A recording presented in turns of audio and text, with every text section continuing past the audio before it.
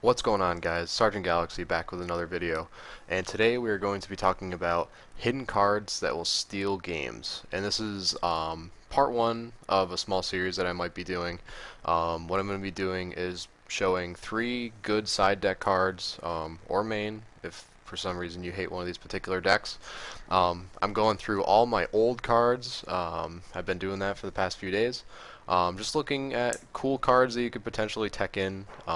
For this meta, for this format, like how Dragoonides, Dragon Plants, Prophecies, um, Evil Swarms, and just a bunch of other stuff. And with Boojins on the rise again, um, Anthony Ortiz winning big at the locals on Sunday in Rochester.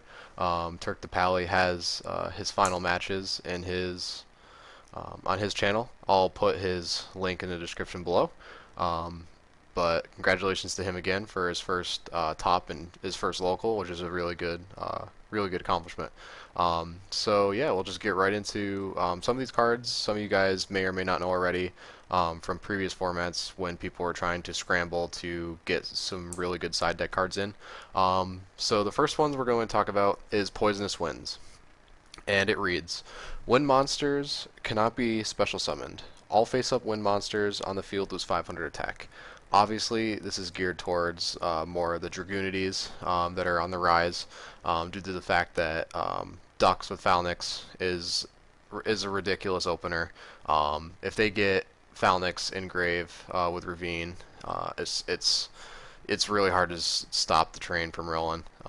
But with this card, Ducks can't, like, it can use its effect, but it can't special summon anything with the equipped, making their plays a lot less more aggressive.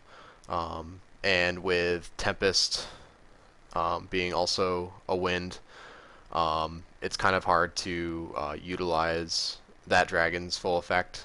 So you basically have a Redox and a Blaster, due to the fact that Dragoonides really don't play, well, they shouldn't play titles, due to the fact that the build is majority wind and with the Dragon Ruler engine into it.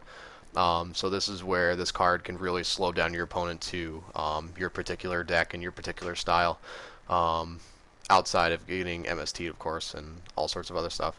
But it definitely slows down those big Dragoonide plays that happen, especially with the level 8s, with the first turns, especially with the first turn Stardust. Stardust is, again, a wind, and that deck can make it easily first turn. And if you open up this like game 2 or game 3, you're definitely going to put them on your level, which is very good against that deck. The second one is more for mirror matches, I guess. Autonomous Action Unit, and it reads, pay 1,500 life points to target one monster in your opponent's graveyard. Special summon that target to your side of the field in face-up attack position, and equip it with this card. When this card leaves the field, destroy the equipped monster. Personally, where I would use this card the most is my mirror match against any spellbook players, because it's kind of hard to side against spellbook players really effectively. Granted, you can side in things such as DD Crows, and other things that would either prevent anything from being banished with Fate, like Iron Imprisoning Walls, the one you can't banish anything, like Necro Valley hurts the deck. Anything that banishes cards or targets with like Fate, Life, getting rid of spellcasters in the grave for Tower, that's really how you hurt the deck. And with against the mirror match, they're obviously not going to side in those particular cards because they're going to hurt themselves more than hurting your opponent. Where the autonomous action unit is very good in the sense that if they're using their resources, if they're using their temperances, if they are ditching their world or their prophecy, their high priestess rather, into the grave with either like a Regeki Break or a Phoenix Wind. If they pass, you can just basically just steal their boss monster that they're trying to set up for, because most likely they're going to waste their secrets to get like a Fate, to set up for a good defensive play to go off next turn. If you have this card, you just steal their power monster, and the only thing that they can do is just banish it. And the thing that is really good in the mirror is if they decide to, for some reason, if they sided against MSTs, against the mirror, with autonomous action unit, the last effect is when this card leaves the field, destroy the equipped monster. If they decide to use that effect, like to pop it, you can chain wisdom, because you can think of it as like if you were to, I know it's a weird example, but with Tyrant Dragon, how it can't be unaffected by the effects of traps. So for some reason, if you did like the ninja plays where you special summon with super ninjutsu art, it wouldn't be destroyed. And the same principle applies to your spellcaster that you stole. If if you chain the wisdom to their MST to get unaffected by spells, because that was that's the downside of autonomous action unit. But with spellcasters in the mirror, it's basically a monster reborn, which is really powerful. And like I said before, a shout out for Anthony winning his first locals, winning $75 store credit.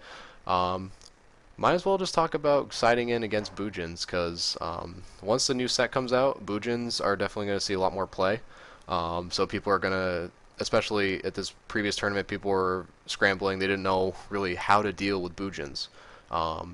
Granted, people were siding in light imprisoning mirrors and stuff like that, but it really didn't affect the deck as much as it should have, because of cranes and turtles and a lot of stuff just protecting the Yamato. So one that I saw today that people used to use for particular cards was Overworked, and it reads, destroy each monster whose attack is higher than its original attack. Now, some of you might be saying that you could use like Honest or Crane in Damage Calc, and with Honest and Damage Step and all that, and obviously this card doesn't work. But the thing that I noticed the Bujin player going into the most is Tenki. And Tenki boosts their attack off of their original attack, which is the key thing, because usually you need Tenki. Tenki is another searcher for Yamato, and they need to run Tenki in order to set their Yamato play up as fast as possible. And with Overworked, since it boosts them like the extra 100 or 200, it's obviously not their original attack anymore, so you're basically having a trap dark hole that you don't need to wait for them to summon anything. And the good thing to get around Bujins is anything that doesn't target and that removes Yamato is definitely a good thing. Granted, if you use it improperly, they can lance it. But the fact that you can chain, like if for some reason if they chained Lance and then you could chain this card, it still will take effect if there's a Tenki on board. So those are just some of the three that I was looking through. I definitely have a lot more, so expect a lot more of those. I have some for definitely particular matches like Evil Swarms, Prophecies, Dragon Plants, more stuff for Dragoonities, and a lot of other stuff. So that's it for me, guys. Again, I'll make these videos rather quickly. I'll do them 3 at a time, and see you later, Space Cowboys.